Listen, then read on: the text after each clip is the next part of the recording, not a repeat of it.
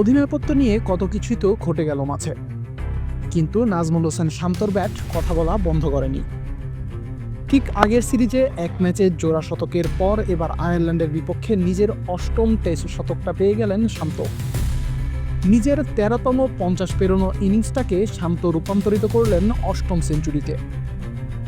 বাংলাদেশ তো বটেই, প্রায় ১৫০ বছরের টেস্ট ইতিহাসে শান্তর চেয়ে ভালো সেঞ্চুরি কনভার্সন রেট আছে মোটে আর দুই ব্যাটারে।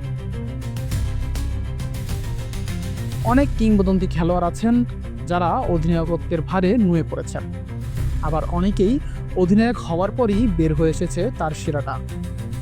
শান্ত নিঃসন্দেহে দ্বিতীয় তালিকায় আছেন।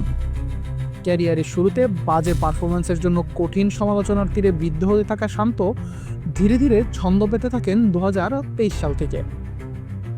সেই বছরের শেষ দিকে অধিনায়কত্ব পাওয়ার পর যেন শান্ত ফর্মের পিকে উঠতে থাকেন।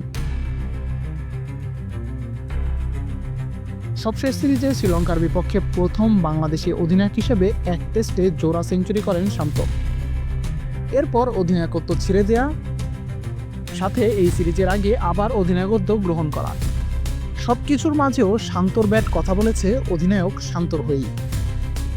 প্রথম ৩ ব্যাটারের দারুণ ব্যাটিংয়ের পর রান পাহাড়ের দিকেই ছিল বাংলাদেশ।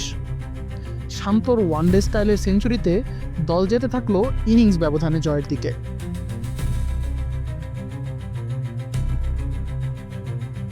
শান্তর এটি ক্যারিয়ারের অষ্টম সেঞ্চুরি, সাথে আছে ৫টা ৫০, অর্থাৎ মোট ১৩ ইনিংসে ৫০ পেরিয়ে ৮টিতেই সেঞ্চুরি করেছেন তিনি, যার মানে ৬১.৫৪% ৫০কেই সেঞ্চুরিতে পরিণত করতে পেরেছেন এই ব্যাটার। টেস্ট ইতিহাসে ২০০০-এর বেশি রান করা ব্যাটারদের মধ্যে শান্তর চেয়ে এই পরিসংখ্যানে এগিয়ে আছেন কেবল ক্যারিবিয়ান কিংবদন্তি জর্জ হ্যাডলি আর অজি কিংবদন্তি স্যার ডন ব্র্যাডম্যান। একজন ব্যাটার হিসেবে শান্তকে কেন এত হাইলি রেট করা হয় তা প্রমাণের জন্য বোধ হয় এই পরিসংখ্যানটুকুই যথেষ্ট। ব্যাটার হিসেবে শান্তর সামর্থ্য নিয়ে সন্দেহ নেই কারো। দেশের ক্রিকেট বোদ্ধাদের কাছে ব্যাটার শান্তর মান অনেক উঁচুতে। গত ৩ টেস্টে ৩টা সেঞ্চুরি করে শান্ত অনেকটা স্টেটমেন্টই যেন দিলেন নিজের ব্যাটসম্যানশিপের।